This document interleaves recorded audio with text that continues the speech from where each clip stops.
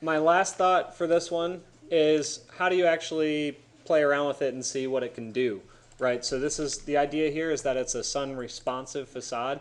So I'm going to turn off a lot of these extra geometry elements here. So I'll turn that off. I'll turn this off. I'm not necessarily worried about the edges and lines, but I do want to turn off my back surface and some of these extra points and stuff. So I'll just select everything except for that and turn these off. So now I've just got my geometry alone. And what it's going to do, if I change the parameter for evaluate surface. So watch closely, guys. If I change the parameter for evaluate surface now, it'll actually change how wide open it is.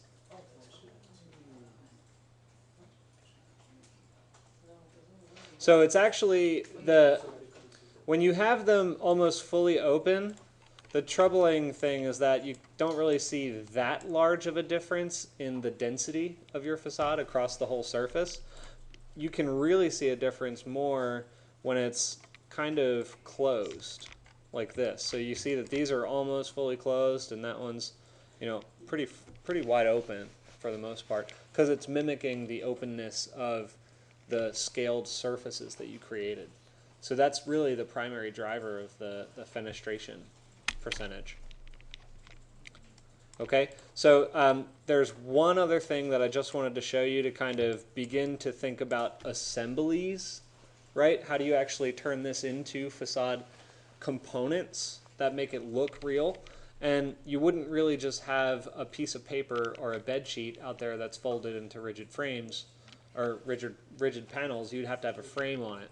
So to start thinking about that, although it's not an exhaustive exploration, really all you have to do is pipe the edges. It's pretty simple.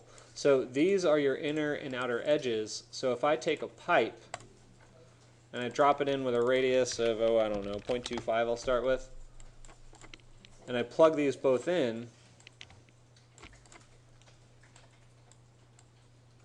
well, now you've got a frame on it. Oh, that's cool. That gives it a little bit of meat and believability. Should the outside perimeter of each object be piped too? Yeah, you could do that. You know, for all intents and purposes, I was just trying to show you this here. Right now, I haven't really prepared it well for doing it easy because I only have the inner edge, which is your ridge, or the inner edge being your valley, and the outer edge being your ridge. All you'd have to do is create a line in between your points, of your outer points to your inner points. Okay? So that pretty much wraps this one up. If I go all the way back to the beginning and I start to turn on, if I can even remember where it is, my floor plates. So those are my floor plates. Yeah, I might kill it. I don't know if it can handle all this. So those are my floor plates, and then my other pattern is being trimmed here. That's this one here.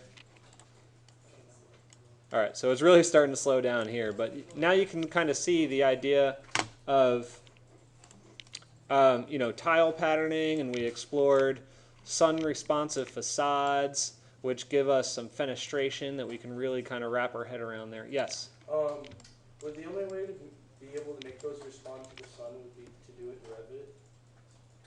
in Revit? Revit? Like, is there any way in Grasshopper you could make them open and close related over to time? this? Yeah. Yeah, actually, Gabby just asked about that. I haven't done it myself, but I'm pretty sure the Grasshopper, or not the Grasshopper, the Kangaroo physics engine, you can plug it into an output, and you can actually take this particle, give it an azimuth and an angle, which would create a curve across the sky, and you could actually animate what it looks like if it's going to respond to the sun throughout the day. But I haven't done that before. If you want to see it, you might have to just email me in a couple months. Okay. But yeah, that's something that's on my agenda to learn. Okay? So general questions about what we've just explored on the tower? Do you guys have a good sense now of how to, I mean, you should have a thorough understanding of what information is available to you at different stages of deconstruction and then how to reconstruct them back to other types of geometry, right? Yes? No? All right. Let me stop the video here and then we'll move into an actual design challenge for you guys.